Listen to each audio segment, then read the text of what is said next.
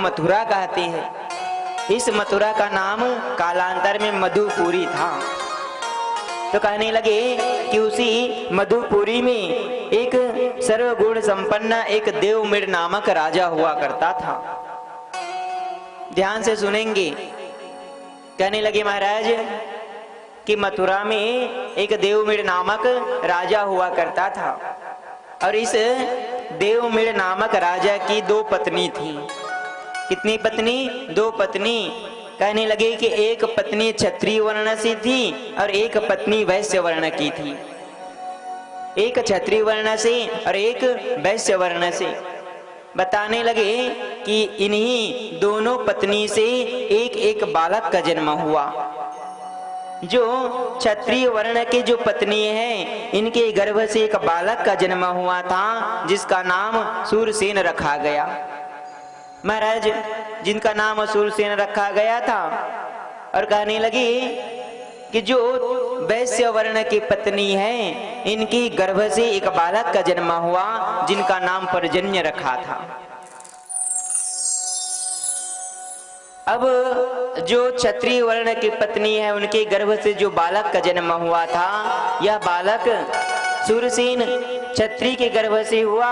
और ये देवमिड़ राजा भी क्षत्रिय थे, इसीलिए अपने पुत्र या सूरसेन को वहां के राजा बना दिए। सूरसेन को अपना लिया। और जो वैश्य वर्ण की पत्नी से जो पुत्र का जन्म हुआ था पर्जन्य, यह पर्जन्य को राजपाट नहीं दे करके महाराज इनको राज्यपाट से बाहर निकाल दिया।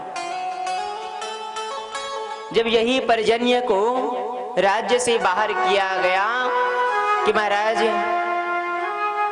यही पर्जन्य फिर वन में जाकर के, जंगल में जाकर के अपने लिए एक छोटी सी कुटिया को बसाया और छोटी सी कुटिया बना करके यह गौ माताओं का सेवा करके अपना जीवन यापन करने लगा।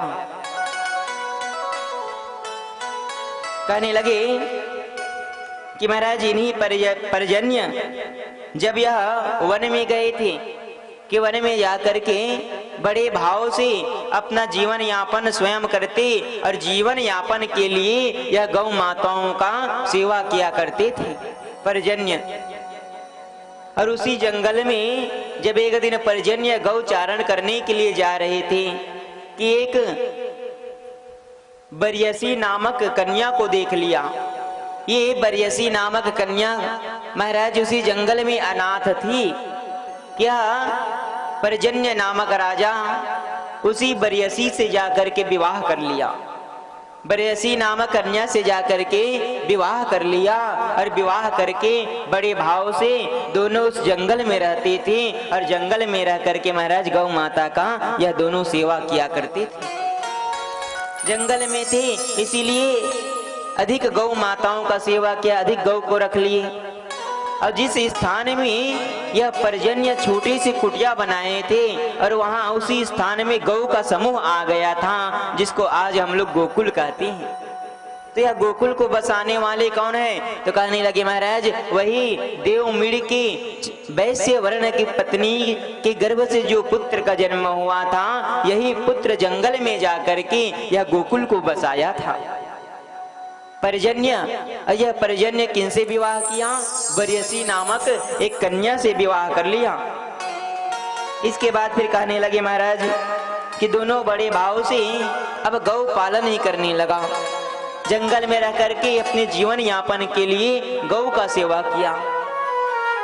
समय आने पर इन्हीं पर्जन्य के घर में 9 पुत्रों का जन्म होता है।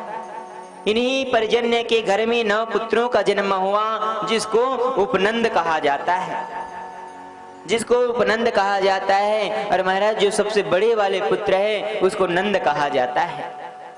तो ये नंद किनके पुत्र हैं? तो कहने लगे ये नंद बाबा उसी पर्जन्य के पुत्र हैं जो देवमिड़ के पुत्र हुआ करते थे। तो एक वर्ण क्षत्रिय वर्ण के राजा बन गए और जो पर्जन्य को त्याग दिया गया था, यही पर्जन्य वन में जाकर के गौ का पालन किया था। और यही पर्जन्य गौ का पालन करके महाराज यह यादव वंशी बने, जिसको आज हम लोग यदुवंशी कहते हैं।